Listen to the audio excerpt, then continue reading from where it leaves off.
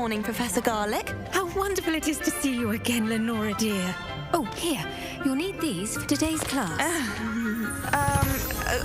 A little treat for your auntie. Oh, hello.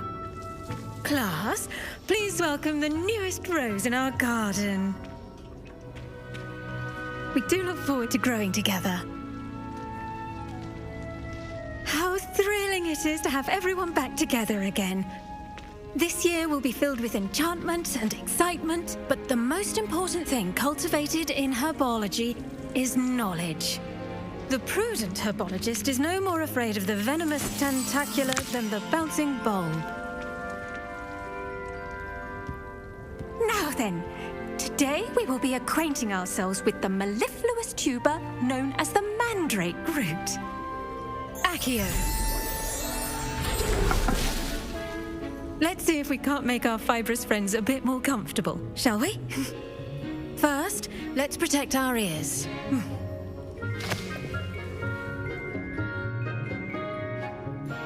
Now, everyone, grip their mandrake by the tendrils and give it a firm tug.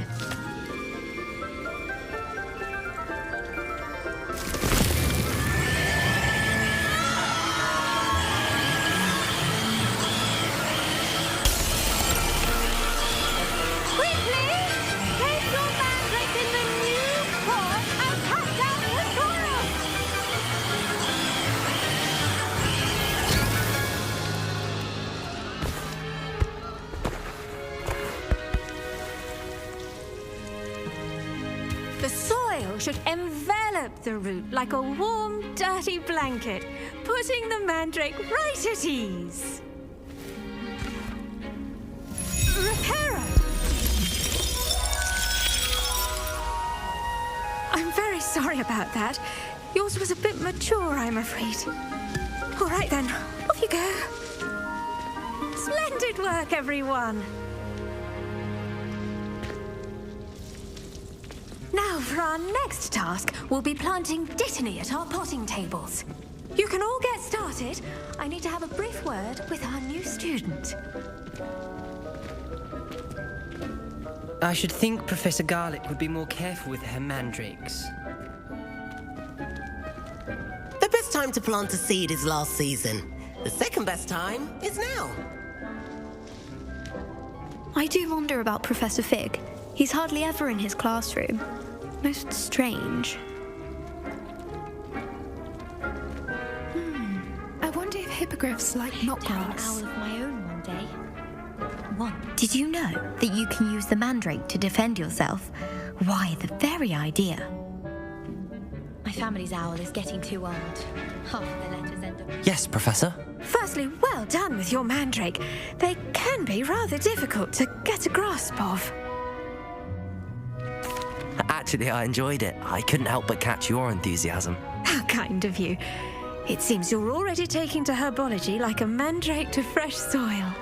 Now, as I mentioned, next we'll be planting dittany. Let us find you some seeds. I already have some, Professor. Picked them up in Hogsmeade. You visited the Magic Neep. Wonderful. A prepared student is bound to bloom. I've arranged for you to have your own potting table here in the classroom. Wasn't easy to spare one on such late notice.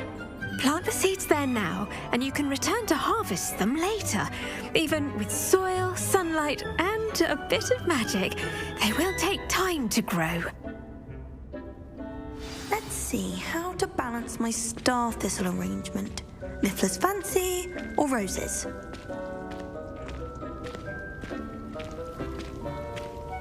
Dittany's restorative properties make it a vital ingredient in the Wiggenweld potion, as you all should know from Professor Sharp's class.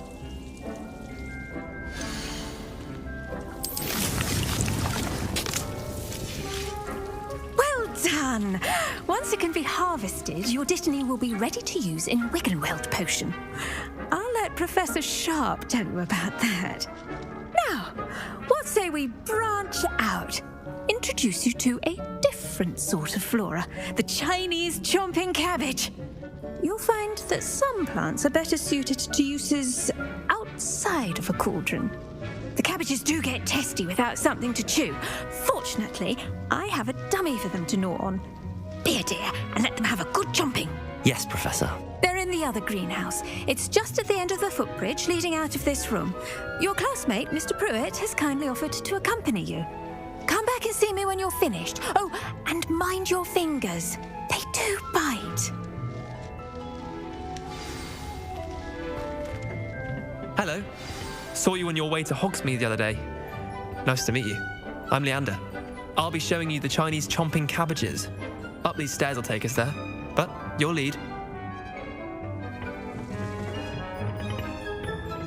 Nice work in Defense Against the Dark Arts, by the way. Excuse me? Your duel with Sebastian! And he's good. Thinks he's really good. But you outright slaughtered him. It was brilliant. Oh. Well, thank you. I nearly put Sebastian in his place myself. I mean, I would have, if Hecate hadn't stopped me. Didn't she stop that dragon skull from crushing you? Typical Slytherin trick, dropping a dragon skull on someone during a fight. We Gryffindors fight with honor. And Hufflepuffs too. At least you did.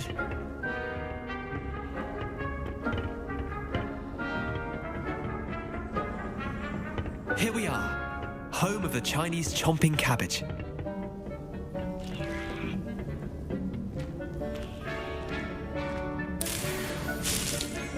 Go on, grab a few of those cabbages. Just mind your fingers. I almost lost a thumb once. Don't worry, Nurse Blaney put it back on. Trust. Now, see that dummy? Just toss the cabbages at it, and they'll do the rest.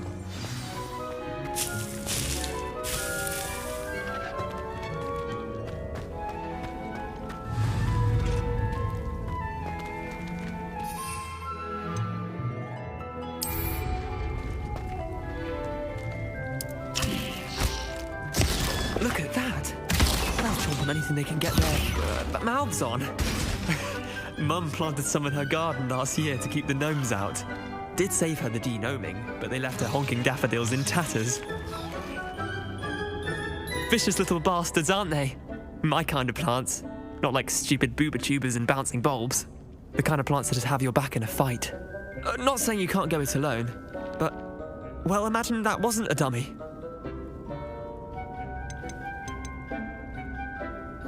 I suppose they could prove useful outside of the greenhouse.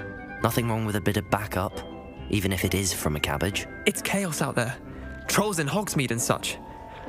You can't be above throwing a cruciferous vegetable if necessary. Dogweed and deathcap has more of them, if you're keen. Other plants too.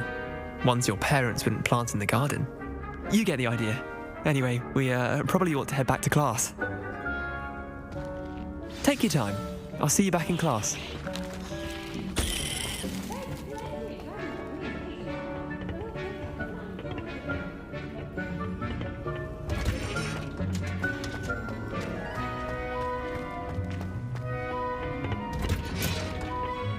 Helpful reminder as to why we should always wear our dragon hide gloves, I shall end our lesson here. Terribly sorry, Mr. Clopton. I tended to the Chinese chomping cabbages, Professor. Remarkable plants, aren't they? I hope they weren't too much trouble. Oh, don't see any bite marks or missing digits. And good, as you do seem to be quite green-fingered. Oh, I'm eager to see your skill in the soil continue to blossom. Magical plants have so much to offer. I'm eager to learn more.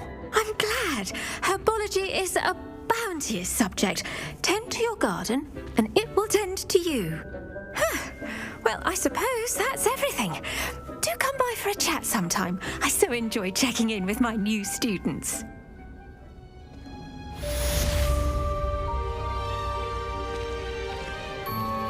Those mandrakes are really relishing their new pots. Only cost me my damned hearing.